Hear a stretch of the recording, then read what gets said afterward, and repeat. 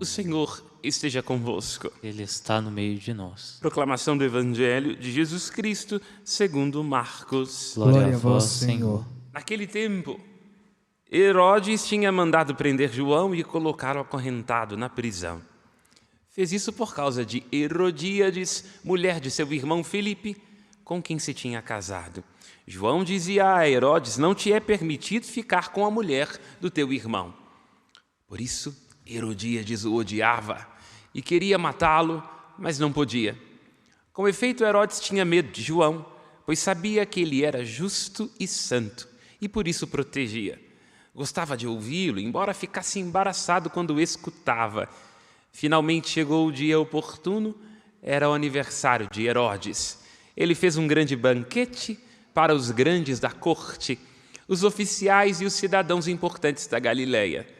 A filha de Herodíades entrou e dançou, agradando Herodes e seus convidados.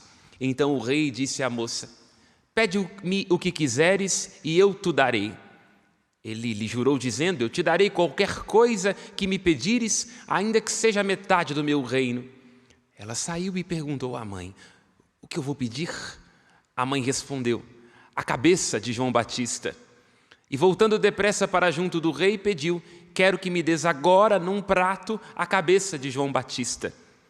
O rei ficou muito triste, mas não pôde recusar. Ele tinha feito juramento diante dos convidados.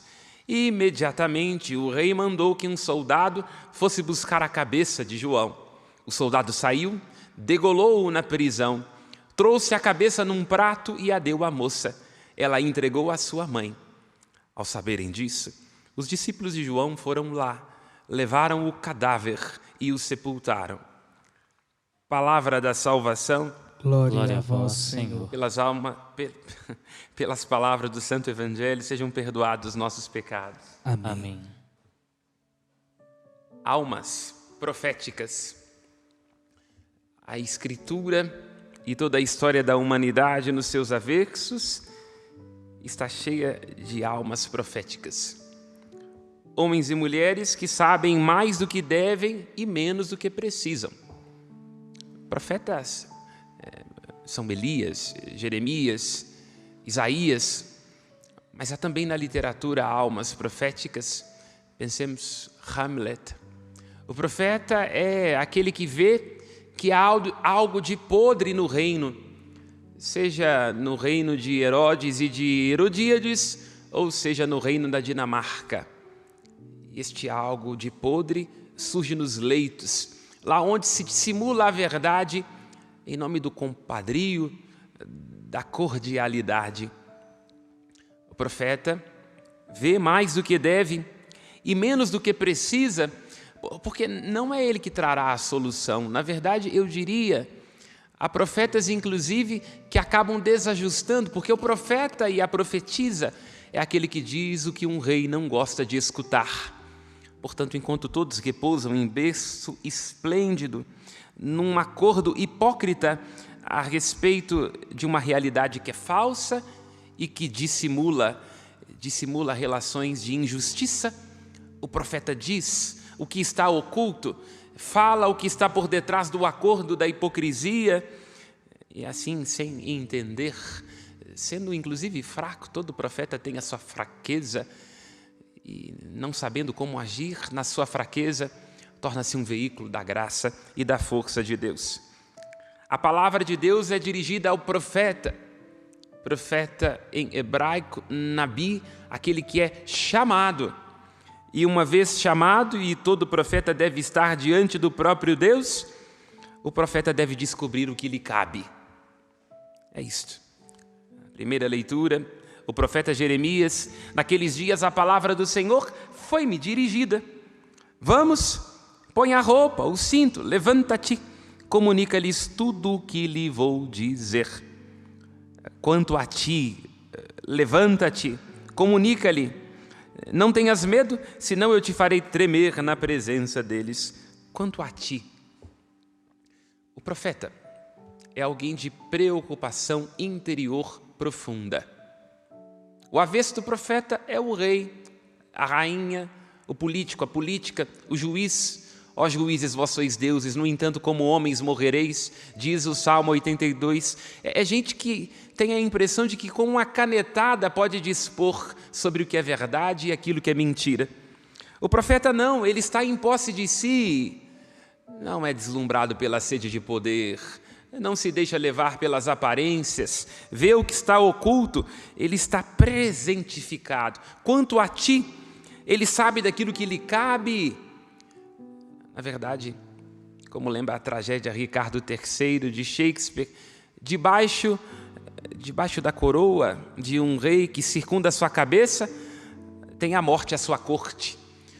O rei deslumbrado pelo poder, a rainha devorada pelas próprias ambições, como era a rainha Jezabel, perseguidora do profeta Elias, e Herodias, que perseguiu João Batista, são vítimas de si, estão perdidas de si, não sabem aquilo que lhes cabe. E toda vez que nós estamos diante de alguém que não sabe aquilo que lhes cabe, esta pessoa tem que produzir afirmação. Você sabe com quem está falando?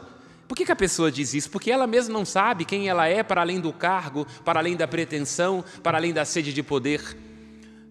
Não sabe quem é para além do seu cartão de crédito, para além da sua verdade presumida, para além da ilusão das suas riquezas. Não sabe quem é e já experimentou tentar tirar o poder de alguém que se desconhece, a pessoa se desfaz.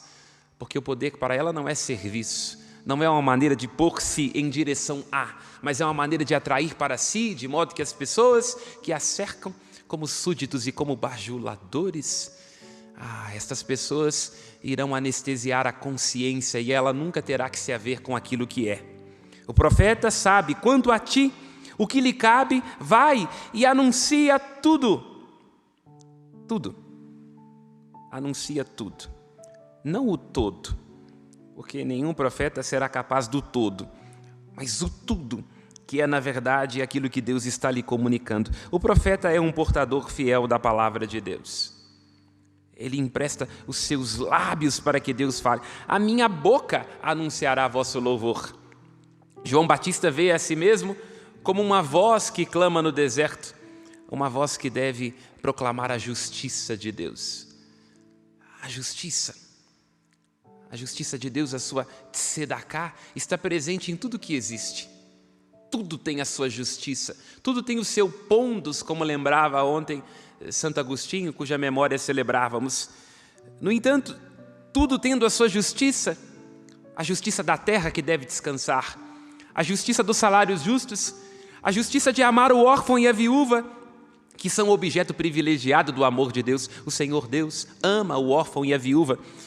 Essa justiça pode ser silenciada pela sede de poder. Então é preciso, de tempos em tempos, que Deus suscite mulheres e homens que sejam a sua voz para despertar o sono daqueles que são ensurdecidos pelo poder. Lembro-me aqui do sermão de Padre Antônio Vieira, sermão de Santo Antônio aos Peixes, quando ele diz, tem gente que ronca. Padre Antônio Vieira diz no seu sermão de Santo Antônio aos Peixes, tem gente que ronca. Caifás roncava de saber, julgava saber sobre a lei e por isso mandou matar a própria verdade. Herodes roncava de poder, podendo assim imaginar que tinha direito de vida e de morte sobre as pessoas. Ronca, ser ensurdecido à violência da verdade presumida que grita em nós.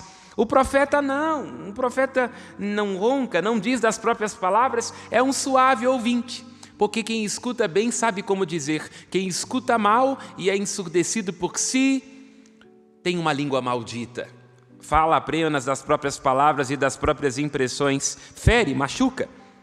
É por isso que o profeta tem que cingir os rins. A nossa compreensão contemporânea, o lugar do sentimento é o coração, não é? Estou sentindo um aperto no coração, só sentimentos. Mas na perspectiva hebraica, o lugar dos sentimentos é aqui, as vísceras, é o rim. Por isso que antes de partir, o profeta deve cingir os rins, saber o que ele é, os próprios sentimentos, comparecer diante de si, deixar que a voz suave de Deus ordene a efervescência do seu coração, assim como Elias escuta Deus que fala na brisa suave, não no terremoto, não no fogo que desce do céu, não na tempestade, mas na voz suave, como um sussurro. É isso, cingir os rins, organizar os sentimentos mais profundos, lá de onde surgem as preocupações do profeta. E cingir que significa não deixar que as roupas atrapalhem o movimento. As mulheres sabem bem disso. Já tentou correr com vestido? Não dá, tem que levantar. É isso. O profeta não poderá deixar que se levar por distrações. Não estejamos distraídos, não estejamos divididos. Vamos em nome da missão. E a quem o profeta que está diante de Deus, que deve saber o que cabe a si, que deve ser um portador da palavra, que deve ter os seus sentimentos muito bem ordenados, deve se dirigir aos reis, aos chefes e aos sacerdotes. Os profetas de ontem e de hoje são sempre um martelo que quebra. Jeremias foi um martelo, Elias foi um martelo, João Batista foi um martelo. Jeremias contra os sábios e sacerdotes do seu tempo. E há uma tradição apócrifa que diz que ele foi apedrejado. Elias teve que correr da rainha Jezabel, fugindo do vale de Quizon. Jezabel, esposa de Acabe, atraindo para o reino do norte a idolatria, Baal e os seus Baalims. João Batista perde a cabeça, mas não perde a razão. A razão de ser de João Batista é o Cristo. Todos os profetas, cedo ou tarde, têm que atravessar o deserto da própria existência. Jeremias olha para si mesmo e diz: eu sou um homem de palavra rude, eu sou jovem, não sei como falar. E Deus lhe diz: não temas. Elias deita a cabeça debaixo de um junípero e diz: me leva, Senhor, a minha vida não é melhor do que a dos meus pais. O Senhor manda um anjo consolar Elias, dizendo: levanta-te e come. João Batista, quando estava no cárcere, na fortaleza de Maqueronte, manda os seus discípulos irem a Jesus perguntando: és tu mesmo que devias vir? Ou devemos esperar um outro? E Jesus diz: ide dizer a João Batista o que estáis vendo. Os surdos ouvem, os cegos veem, os mortos ressuscitam. E Jesus diz: dentre os nascidos de mulher, nenhum é maior do que João Batista. Portanto, perceba, os profetas também têm as suas crises, as suas dúvidas, as suas incertezas. Por isso, minha irmã, meu irmão, se você é profeta na sua vida, no seu casamento, protegendo os seus netos, aconselhando-os, não temas. Se você é profeta aí no seu trabalho e não está sendo compreendido, não temas. Se você tem que ser profeta no seu casamento porque você casou com um homem que é uma topeira, não temas. É o Senhor quem constitui, quem levanta, quem dá a força, quem consola. É o Senhor quem nos dá as palavras na fragilidade do nosso dizer. É o Senhor quem nos dá alimento e revigora as nossas forças. É o Senhor quem nos dá consolo e nos faz enxergar. Mas para dar conta disso, é preciso dizer como João Batista: é preciso que o Cristo cresça e eu diminua. O profeta é alguém que é escutado, mas não se preocupa em ser visto. Sabe por que a gente cansa de vez em quando? Porque a gente quer ser visto, quer ser reconhecido, quer ser amado. Aí se o padre da minha paróquia não olhou para mim, se essa pessoa não me ama como eu mereço, não me elegeu com a sua atenção, essa igreja não quero, assim também não dá, eu vou embora, eu estou cansado, ninguém me vê. Não, o profeta e a profetisa não tem que preocupar em ser visto, ele tem que ser escutado. Não segundo a sua própria palavra, mas ele deve ser como um sino que deve ecoar a palavra de Deus. A própria vida do profeta torna-se um testemunho. Os mártires, estou de vermelho, o mártir João Batista, são testemunhas. Mártir, a palavra grega para dizer testemunho não só com as palavras, mas com a vida. Como vai lembrar em um dos seus escritos, Santo Antônio, toma cuidado com sua vida, ela pode ser o único evangelho que o seu irmão vai ler. Todos nós, onde quer que nos encontremos, temos que nos perguntar se Deus de fato está comunicando a sua palavra e a sua profecia. A sua vida, aí onde você encontra nessa hora, é uma profecia? Quem está falando, Deus ou você? E quando vem o cansaço, você se deixa restaurar pela palavra de Deus ou é sufocada pela ansiedade das suas palavras internas? profeta deve ir aos reis, aos sacerdotes, aos chefes, porque, como lembra Hamlet, é nos grandes que a loucura deve ser vigiada. É nos grandes que a loucura deve ser vigiada, e nós temos que diminuir, como João Batista teve que diminuir, para que não sejamos levados pela sede de grandeza e deixemos de escutar aquilo que mais importa, e a palavra de Deus, e inclusive nos tornemos incapazes de escutar os outros. Porque se nós somos profetas, nós também convivemos com pessoas que são sinais de Deus e que são profetas em nossa existência e que vão sendo a maneira com a qual Deus nos chama para nos conduzir à razão. E por que é que os profetas de ontem e de hoje, eles devem morrer? Porque eles compreendem que é sobre os pobres que repousa a graça transformadora da história. Olha aqui isso que eu estou dizendo, hein? Vou, como sempre, bater na esquerda e na direita. Alguns vão me chamar de comunista porque escutam mal, outros vão me chamar de antivalores porque escutam mal. Na igreja, nós precisamos, em alguns momentos, de profetas da tradição. Homens que, em nome da doutrina, em nome da fé, em nome da defesa dos valores cristãos, deram a vida. Mas não nos esqueçamos, a tradição, lembra Mahler, não é a custódia das cinzas, mas é a garantia do futuro.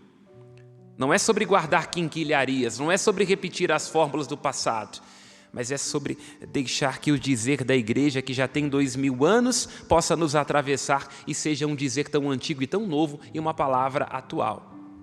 O tradicionalismo é a fé morta dos que ainda vivem.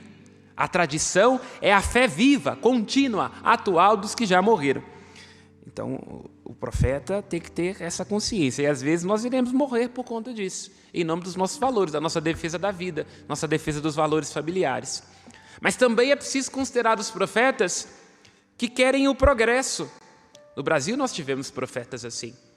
Lembremos a coragem de um Dom Helder Câmara, de um Pedro Casaldáliga, de um Aloysio Loscheider. A coragem de Pedro Casaldáliga, me lembro de uma das suas entrevistas no Roda Viva, onde perguntaram para ele assim, mas então o que você está defendendo é o comunismo? Você é anticapitalismo? Ele diz, não, o meu problema com o capitalismo é que ele é um regime que explora, acumula e que exclui. Portanto, isso não pode ser uma alternativa. Então, o profeta, quando está todo mundo querendo juntar, todo mundo confiando nos próprios méritos, reter, o profeta vai ter a coragem de dizer que nós temos que ter uma simplicidade de vida. Portanto, perceba, a profecia é ambidestra. Ela serve a quem é mais à esquerda e quem é mais à direita. O que é preciso? É preciso não dispor das próprias palavras. Porque se a gente dispor das nossas próprias palavras, nós iremos estar preocupados com o véu e daqui a pouco aparece uma foto do que está debaixo da saia, porque é isso, né? Geralmente os profetas da direita, falsos profetas da direita aguerrida, escondem debaixo da saia podridão. Uma hora ou outra vai aparecer no Fantástico. Do mesmo lado também, quem é mais progressista tem que tomar cuidado para não imaginar que um partido político será capaz de instituir aqui o reino dos céus. O reino dos céus é um dom, a gente luta, mas não consegue. Terá que tomar cuidado para não ter a impressão de que o fato de que alguém defende os pobres significa que essa pessoa realmente tem preocupação com os pobres. Não nos esqueçamos, muito desses regimes aí pelo mundo afora terminam com bastante charuto, canecas douradas e opressões ainda maiores. O profeta não dispõe da própria palavra. Ele confia que nos pobres está a graça transformadora da história. Lá onde alguém está sendo ridicularizado por defender valores cristãos, ali o Cristo continua a se oferecer. O martírio, a dor de estar defendendo a fé e estar sendo excluído por isso, ali está alguém que pobremente vai ser enriquecido pela graça de Deus. Lá onde se encontrar alguém apontando o dedo na cara de quem acumula, dizendo que aquilo que sobra nas zonas mais ricas das cidades está faltando, lembrando que defesa da vida não é só ser contra o aborto, mas é também se perguntar sobre as pessoas que passam fome. Lá onde alguém que defende isso estiver sendo ridicularizado, ali o Cristo continua a viver e a oferecer-se. Nestas duas pobrezas está a riqueza de Deus e a graça transformadora da história. E como termina a primeira leitura de hoje, o Senhor renova a Jeremias e renova a cada um de nós em nossa profecia: eu estou contigo. A gente se anestesia e vai repetindo isso, sem tomar consciência do que significa estar comigo, estar no meio de nós, mas não nos deixamos encharcar por esta palavra. O que é eu estou contigo? É a pura presença de Deus. Ele é o que é o que pode ser e estar conosco. Lá onde nós nos desfazemos no nosso existir, porque a existência é a decadência, Ele será para nós. Lá onde estivermos fraquejando e cansados, Ele será o entusiasmo, porque Ele é o que é, e em sendo o que é, estará conosco. A Deus cabe dizer: eu sou, eu estou. A nós, em cada um dos momentos de nossa existência, e peça a Deus esta graça, cabe dizer: aqui estou, Senhor, aqui estou naquilo que sou. E vejo no meu próprio nome esta vocação, este chamado, não por graça de Deus, porque não mereço, hein? Mas é por graça dele, né? Shemuel, Samuel, o Senhor escuta, o seu nome é Deus. Fidelis, tenho que ser fiel a Deus, porque Deus é fiel e eu tenho que ser fiel, a testemunha fiel. E donatus quer dizer o que nasceu dom, o que tem que se fazer dom. Que Deus me dê a graça de sempre escutá-lo, porque somente Ele é o que é, o seu nome é Deus. De ser fiel, me sustente com fidelidade, que não é ser o mais perfeito, mas é sempre ter o compromisso de jamais ser falso com os outros. E sobretudo que Deus me dê a graça de me fazer continuamente um donare, um dom. A minha vida é um dom, que eu me faça dom. Louvado seja nosso Senhor Jesus Cristo. Para sempre seja louvado. Dirijamos